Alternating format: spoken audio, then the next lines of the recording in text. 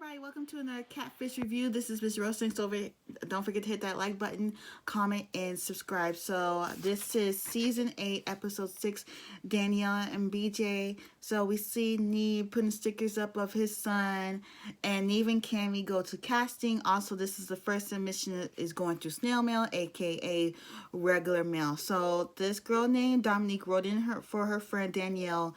Danielle has been talking to this guy named BJ for 6 years. And every time she would go see him, he stood her up. Like classic dude standing girl up. So, and Danielle lives in Atlanta. She was actually going to move to South Carolina. Don't follow no guy. Don't follow no guy. Unless you're going to marry him. But she met BJ on Instagram in 2014. So they've been talking for 6 years.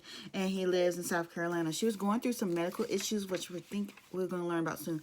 And basically, when they get on the Skype call, Danielle says, can she come to LA? And Neve's like, yeah. And basically, she gets set up in this house, like Airbnb, whatever.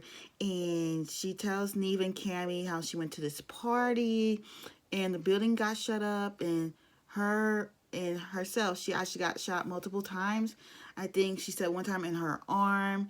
And one time in her, and her stomach. And that is just really terrible. This happened 2 years ago.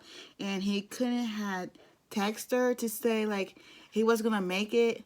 Really. So she started dating someone else, and that ended. And he keeps coming back like a boomerang. Like this dude keep coming back, and this dude look legit. Like there's pictures and all this stuff. So Bala gives, and Neve made this corny joke saying, "What's the Gibbs?" And the friend is like, "Oh, why you want to know his telephone number for? You know what? I gotta get back to work." Click. Like that dude was rude. And, I was thinking the real dude could be him. But then, Neve and Cammy are driving along about to give Danielle the news. And they get a text from somebody, and it turns out to be BJ. And he says he knows Danielle. But he says that his brother actually took over his account and has been talking to her for the last 2 years. So before that, he was actually talking to her. And BJ... Neve had said, so do you know about when she got shot? And he's like, she got shot? I'm like, wow, okay. And we learned that BJ's brother Devon is married and has kids. So this dude is a player too. You're trying to have a wife and a piece of cake over here? No. So BJ don't want nothing to do with this. He just doesn't want no parts of it. And BJ calls and says that they will both come to LA.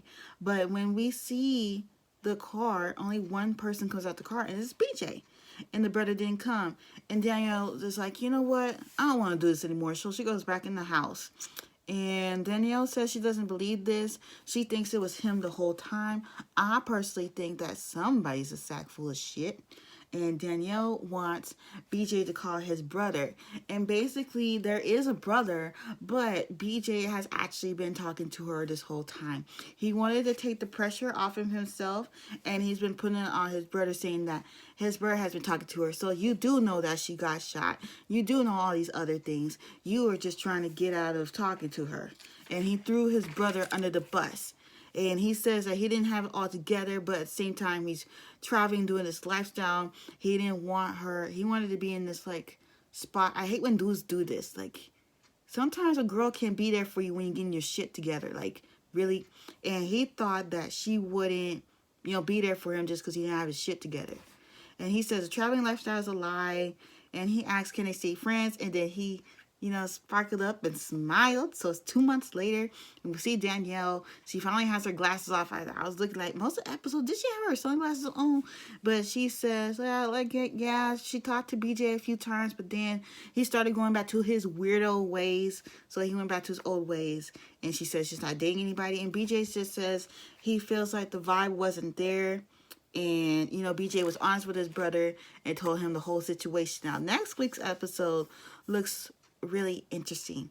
We see an engagement ring. I wonder what's going to happen there. But I hope you all like this review. Tell me what you thought. Comment down below. Follow me on all my social medias. Don't forget to like, comment, and subscribe. And I will see y'all in the next week.